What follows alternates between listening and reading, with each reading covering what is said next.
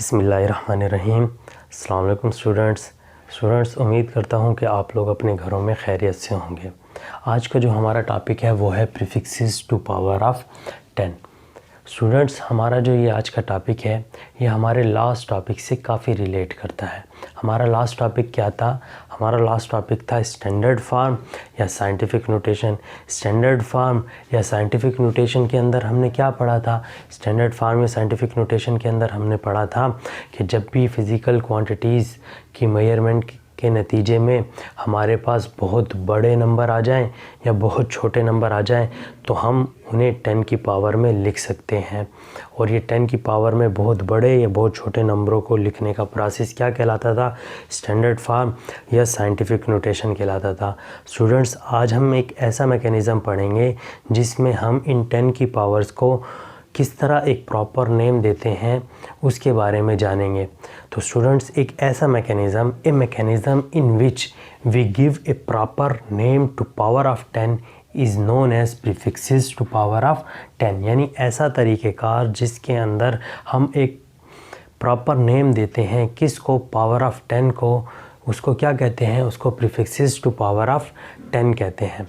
Students, इस mechanism के अंदर होता कुछ यूँ है कि फ़ॉर एग्ज़ाम्पल हम दो डिफरेंट पॉइंट्स के दरमियान डिस्टेंस मालूम कर रहे हैं और हमारे पास उन दो पॉइंट्स के दरमियान क्या आ गई? रीडिंग आ गई। फ़ॉर एग्ज़ाम्पल मेरे पास रीडिंग आई 2 × 10 की पावर 3 मीटर। इसी तरह स्टूडेंट्स, हमने किसी भी बुक की या किसी भी दूसरी चीज़ की क्या मालूम की? थिकनेस मालूम की। और उसकी थिकनेस की जो हमारे पास रीडिंग आई वो हमारे पास आई 0.02 मीटर या 2 × 10 की पावर -3 मीटर। तो स्टूडेंट्स, इस टॉपिक की डेफिनेशन में मैंने आपको क्या कहा कि एक ऐसा मैकेनिज़्म जिसमें हम 10 की पावर को क्या देते हैं? एक प्रॉपर नेम देते हैं, उसको प्रीफिक्सेस टू पावर ऑफ 10 कहते हैं। तो स्टूडेंट्स, पहली एग्ज़ाम्पल के अंदर हमारे पास 10 की पावर कितनी है? 3। और दूसरी एग्ज़ाम्पल के अंदर हमारे पास 10 की पावर कितनी है? -3। तो स्टूडेंट्स, पहली एग्ज़ाम्पल के अंदर हमारे पास 10 की पावर 3 का प्रॉपर नेम हो जाएगा किलो। तो मेरे पास ये आंसर इस तरह भी लिखा जा सकता है 2 किलोमीटर। और दूसरी एग्ज़ाम्पल के अंदर मेरे पास 10 की पावर का प्रॉपर नेम हो जाएगा मिली। तो मेरे पास ये आंसर इस तरह भी लिखा जा सकता है कि जो भी हमारे पास बुक थी या कोई और चीज़ थी उसकी थिकनेस मेरे पास 2 मिलीमीटर है। कोई भी दो पॉइंट्स थे मेरे पास, उन दो पॉइंट्स के दरमियान मेरे पास डिस्टेंस कितना है? 2 किलोमीटर है। तो स्टूडेंट्स, स्टैंडर्ड फॉर्म के अंदर जो हमारे पास पावर ऑफ 10 आती है उस पावर ऑफ 10 को एक प्रॉपर नेम देने का क्या mechanism? Prefixes to power of 10 कहलाता है। अब स्टूडेंट्स, हमारे पास 10 की पावर पॉजिटिव भी आती हैं, 10 की पावर नेगेटिव भी आती हैं।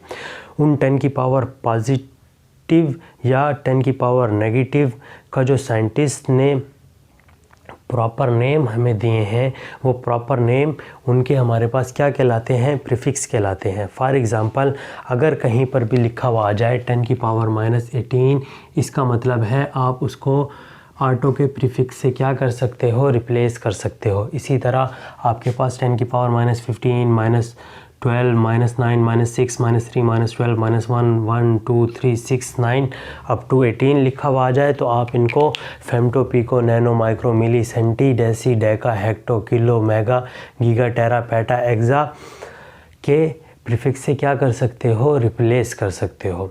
स्टूडेंट्स, हमारे पास जो ये प्रीफिक्सेस का टेबल बना हुआ आपको नज़र आ रहा है, इसको दो पार्ट्स में क्या किया जाता है? डिवाइड किया जाता है। जितने भी प्रीफिक्स आपके पास पॉजिटिव पावर के अंदर होते हैं वो प्रीफिक्स आपके पास मल्टीपल प्रीफिक्सेस कहलाते हैं। और जितने भी प्रीफिक्स आपके पास क्या होते हैं? नेगेटिव पावर के अंदर होते हैं वो प्रीफिक्सेस आपके पास सब मल्टीपल प्रीफिक्सेस कहलाते हैं। अब इन प्रीफिक्सेस को लिखने के क्या हैं? कुछ असूल हैं। उन असूलों पर चलेंगे तो आपको रिज़ल्ट के अंदर किसी भी किस्म की डिफ़िकल्टी का सामना नहीं करना पड़ेगा। इनको लिखने के असूल क्या हैं? इनको लिखने के स्टूडेंट्स 2 असूल हैं, उन दोनों असूलों को जहन में अच्छी तरह बिठा लें। आप इंशाल्लाह इन असूलों को अच्छी तरह बिठा लेंगे तो किसी भी एमसीक्यूज़ में आप कभी भी गलती नहीं करेंगे और कहीं पर भी आपसे इंशाल्लाह रीडिंग में गलती नहीं होगी। वो 2 असूल या 2 प्रिंसिपल्स कौन से हैं? उनमें से सबसे जो पहला जो प्रिंसिपल है वो ये है कि नेवर राइट 2 प्रीफिक्सेस टुगेदर, यानी 2 प्रीफिक्सेस आपने कभी भी इकट्ठे नहीं लिखने। फॉर एग्ज़ाम्पल, आपके पास किसी भी 2 पॉइंट्स के दरमियान क्या आई है? रीडिंग आई है 2 × 10⁻⁶ मीटर। तो आपने कभी भी इस रीडिंग को जो प्रीफिक्सेस की फॉर्म में लिख रहे होगे तो आपने 2 मिलीमीटर नहीं लिखना, बल्कि आपने कैसे लिखना है? 2 माइक्रोमीटर। सिर्फ़ और सिर्फ एक प्रीफिक्स क्या करना है? आपने यूज़ करना है। इसी तरह स्टूडेंट्स, इसका जो सेकंड प्रिंसिपल है वो प्रिंसिपल ये है कि always use prefix before the unit, यानी प्रीफिक्स जो यूज़ होगा वो हमेशा यूनिट से पहले यूज़ होगा। यानी आपके पास किसी भी चीज़ का आपने मास मेजर किया और वो मास आपने मेजर किया 2 किलोग्राम, तो किलो आपके पास क्या है स्टूडेंट? एक प्रीफिक्स है, और ग्राम आपके पास क्या है? मास का क्या है? सीजीएस सिस्टम के अंदर यूनिट है। तो आप कभी भी ऐसे नहीं लिखोगे 2 ग्राम किलो, ये गलत हो जाएगा। तो ये बात हमेशा याद रखिएगा कि जब भी आप प्रीफिक्सेस लिख रहे होंगे तो प्रीफिक्सेस हमेशा यूनिट से पहले लिखेंगे। और पहला असूल मैंने कौन सा बताया था कि कभी भी 2 प्रीफिक्सेस को हम इकट्ठा नहीं लिखेंगे। तो स्टूडेंट्स, उम्मीद करता हूँ आज के टॉपिक की आपको अच्छे से समझ में आ गई होगी। इंशाल्लाह अगले लेक्चर के अंदर मुलाकात होगी। अपने दुआओं में हमें भी याद रखिएगा, पूरी उम्मत को याद रखिएगा। अस्सलामु अलैकुम।